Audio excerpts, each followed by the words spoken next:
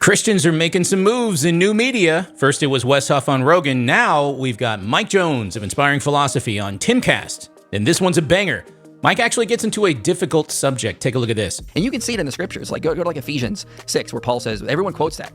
Slave masters, or slaves obey your masters. But no one quotes right after that in Ephesians 6, where Paul says, and masters do likewise to your slaves. Slavery has always been a point of contention for lots of people, both in and out of the church. But what did Mike say? Did he defend the faith well? And how should you be thinking about this challenge when it happens to you? We're about to get right into it, so here we go. Welcome back to Wise Disciple. My name is Nate Sala, and this is the #1 Christian ministry hosted by a half Samoan. Here at Wise Disciple, I'm helping you become the effective Christian that you were meant to be. Make sure to like, sub, and share this one around, but only if it's a blessing. All right, let's do it. There was a hierarchy, and Christians come on the scene. They go, no, everyone here is the image of God, and they should have specific rights. That's something that also develops out of the Christian tradition. And they slowly start to change the culture. It took a while, for sure. I mean, you still had infanticide in the Middle Ages because even though the church was condemning it, it took a while to saturate the culture that Tom Holland talks about. So Mike is having a conversation with Phil, I think his name is Phil Labonte, on Timcast IRL, and they're talking about the treatment of children. How horrible it was. I mean, particularly like in the Roman Empire and leading up to the Middle Ages. But Christianity changed a lot of that by making a few key moves, one of which was to decry the abuse of children. The children who were used as slaves for adults who sought to abuse them, if you catch my drift, you know? There was a euphemism that was used to describe this practice, but Christians invented a new term for this, and rightly so. They called it child corrupter. And Christians pushed forward some novel ideas that children need to be protected, that their status needed to be elevated in society to the point where they were not treated so poorly. So this is what Mike is talking about, and he's walking through all of these pieces incredibly well. But the conversation is starting to shift towards slavery. Watch this. The reason why we think these kinds of things, that slavery is wrong, that human rights exist, that humanity has intrinsic value, and that children should be cared for, this comes out of the Christian tradition. In the ancient world, they were beat routinely. They were turned into sex slaves as children, boys and girls. It's, again, horrifying to read.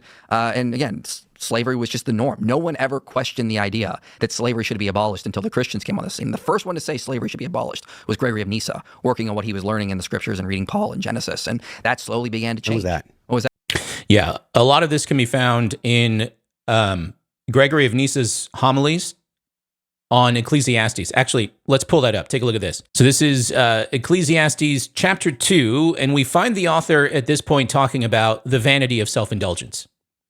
And in it, he talks about owning slaves. Look at this. I bought male and female slaves and had slaves who were born in my house. But then watch what happens. Then I considered all that my hands had done and the toil I had expended in doing it, and behold, all was vanity and a striving after wind, and there was nothing to be gained under the sun. Gregory of Nyssa had something to say about it. Look at this. This is Gregory of Nyssa's commentary on Ecclesiastes chapter 2, verse 7. Look at what he says. Man, who was created as Lord over the earth, you have put under the yoke of servitude as a transgressor and rebel against the divine precept. You have forgotten the limit of your authority, which consists in jurisdiction over brutish animals. By the way, real quick, I have this quote with my subscription to Logos Bible software, and you can too. Logos is a game changer for the serious student of Scripture. It also has cool insights like this quote from Gregory of Nyssa. Okay? So for more on all of this, go to logos.com/wise disciple, and you can grab my special discount. So that's Gregory's view on the matter.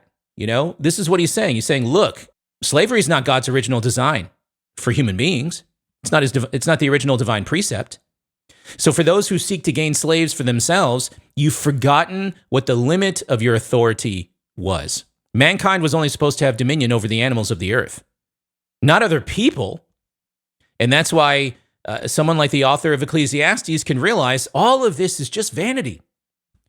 It's a complete waste of time, and it's an abuse of humanity. I mean, this is what, middle to late 4th century, you know, that Gregory's writing here, before the fall of Rome, before the slave trade that we have all learned about in history. And as Mike is pointing out now, this was a novel view, what Gregory of Nyssa said. Before that, slavery was just taken for granted. It was a way of life like Planned Parenthood is today for so many. Which, I mean, so this is a related issue, but this is why the atheist retorts saying, well, why didn't God say something about slavery? It's because of this. These skeptics and atheists have no appreciation for the utter depravity of mankind.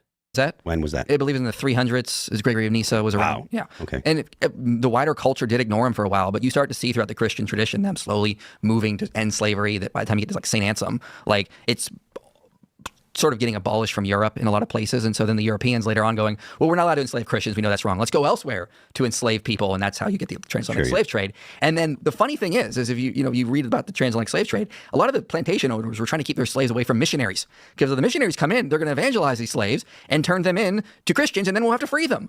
And so there was like, a lot of the Quakers were like being like oppressed in the Sugar Islands because they were trying to evangelize, and like, no, you can't do that because we need slaves. It's human nature has always been butting up against the Christian tradition, and Christian tradition is trying to move humanity slowly but surely in a much better direction. You can read about that in Catherine Gerbner's book, Christian Slavery. It's a very interesting history of the Sugar Island stuff. I love the point Mike is making here. And again, I mean, this is just completely missed, right? Goes right over the head of a lot of atheists and skeptics today. The question that is not asked, and, with skeptics, I'm sure we can guess why this question is not asked. But the question is, what was God's purpose for allowing slavery in the Old Testament? That is only a question that a genuine seeker of truth can ask. Someone who can concede the existence of God, like really concede it, and then ponder why the God of the Bible would allow it. But once you really do that, you start paying close attention to this type of God that we find in the scripture, you realize this is a being who is incredibly patient with his creation. This is a being who, for example, sent his people, the nation of Israel, into the desert for 40 years. So there's a great related question, why would God allow Israel to be freed and then send his people into the desert for 40 years for a trip that should have realistically taken, a week, right? Or something like that, like a minute fraction of that time? And the answer is because God was shifting the mindset of his people. He brought them out of Egypt, but now he was bringing the Egypt out of them. Look at this. This is Moses speaking. Deuteronomy chapter 7, verse 8, the Lord has brought you out with a mighty hand and redeemed you from the house of slavery, from the hand of Pharaoh, king of Egypt. Notice the Lord didn't just bring them out of Egypt. He redeemed them. It's that last quality. That's what took so long. That's what takes generation after generation to accomplish. And that's what atheists and skeptics have no patience for. They have no capacity to understand this redemption. Redemption of the heart and soul. That is what not only creates laws against things like slavery in time, but that is actually what removes it from a person's heart and desire in the first place. Moses goes on to say this, and you shall remember the whole way that the Lord your God has led you, these 40 years in the wilderness, that he might humble you, testing you, to know what was in your heart, whether you would keep his commandments or not. See, it's one thing to just tell people, hey, I've got a new command for you. I am the Lord, so just go ahead and obey it, right? I mean, if you think about it, you might even get away with enforcing this command, maybe by threatening punishment or something, but it's another thing entirely to get people to want to obey that command, to actually desire to live up to it. Particularly when it runs right up against something that people have known for centuries. It's just in the water. And that's the kind of God that we find in Deuteronomy. Look at verse 2. God is interested in their hearts. To see what was actually in their hearts. Not just that they would obey him, but that their hearts will change.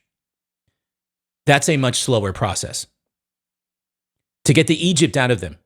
To get them where they would be fully committed to this. Look at verse 3. And God humbled you and let you hunger and fed you with manna, which you did not know, nor did your fathers know, that he might make you know that man does not live by bread alone, but man lives by every word that comes from the mouth of the Lord. Every word. Moses goes on to say, watch out. It's very easy to forget all of this, to go back to your old ways and your heart of hearts, right? This is the backdrop behind what Mike is telling Phil and the Timcast folks now. There is a much longer play that God is after, with regard to slavery. Did the Jews take slaves in the early days? They did, and then sometime in the first millennium, a lot of the popes started to outlaw Jews owning Christians as slaves, and then they started outlawing Muslims or Christians being sold to Muslims. And then you saw slow reforms happening. Like slowly, they're like, okay, no more slavery here, but we'll allow it here still. So yeah, you saw, I think one of the popes in one of the 600s or 700s said no more Jews owning slaves and no more owning. And then one pope came along and he attacked the Venetian slave trade. He said no more selling slaves. By the way, he bought all the slaves and then freed them. And then, even Isabella of Spain did some horrible things, but she also outlawed enslaving Native Americans unless they were hostile or cannibals.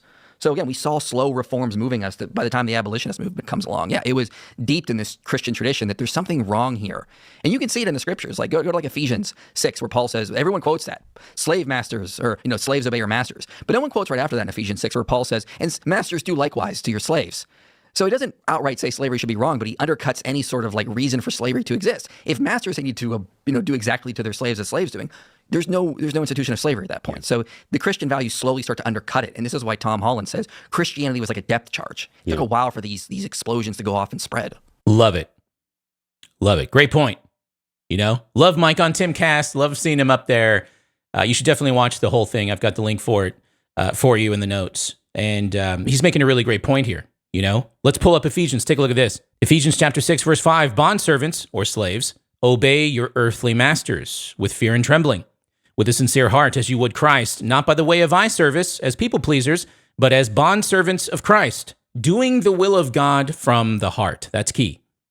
Rendering service with a good will as to the Lord and not to man, knowing that whatever good anyone does, this he will receive back from the Lord, whether he is a bondservant or is free.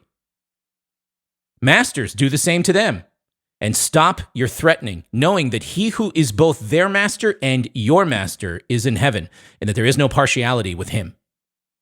Did you catch that? Masters, do the same to them. Wait, what's the same? Right? If the bondservants or slaves are to obey the masters, and they're to do it in a certain way, how can masters do the same to them?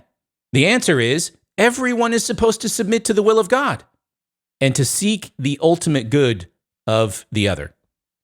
The bondservant is meant to do this for his master, but the master is meant to do this right back to the bondservant. And that's precisely, so when you really wrestle with the implications here, that's precisely the grounds for the end of slavery. Also, did you pick this up right here at the very end? Masters, do the same to them. Stop your threatening, knowing that he who is both their master and yours in heaven, there is no partiality with him. Think about that. That means that in heaven, there is no slavery. This is the grounds for the end of slavery, the slave trade. Not through some rote command that everyone needs to follow, but doesn't really want to obey deep down in their hearts, right? But through wrestling with the principles of obeying God and seeking the good of their fellow man. As Jesus said, to love your neighbor as yourself, that's the end of slavery. Through a radical shift of the heart. I love it. I love it. Paul does actually the same thing in Colossians 3. He gives the same principled argument. And this is actually, it's a wonderful study to consider doing, like a deep dive into. And let me just go ahead and say this. This is not going to be compelling to a skeptic or an atheist, but I would argue it's not because there is no precedent for what I just said. It's right there in the scripture for those who have the eyes to see it. It's because these folks are committed to their presuppositions, and it gives them tunnel vision to completely miss what God is doing slowly over time. All right? All right, that's all the time for me today. What about you? What did you think of Mike Jones on Timcast? Isn't that cool? I thought he did a fantastic job. Let me know in the comments below. Hey, if you made it this far and you're not a part of my Patreon community, what is going on? You got to get over there and sign up. I've got an awesome Bible study, really cool things, monthly trainings, Zooms. You can meet up with me one-on-one, chat about whatever you want. Go check it out. The link for the Patreon is below. Hey, in this video, I used Logos, and I talked about that. You should definitely go check out Logos. It's a game changer for the serious student of Scripture. Logos.com/wise disciple. Also, if you want to know biblical Greek or Hebrew, you got to go check out the Biblingo app. They're offering a free week right now. Go to the Biblingo link in my notes and put in Wise Disciple 10. That's your code at checkout. Hey, I'm going to return soon with more videos, but in the meantime, I'll say bye for now.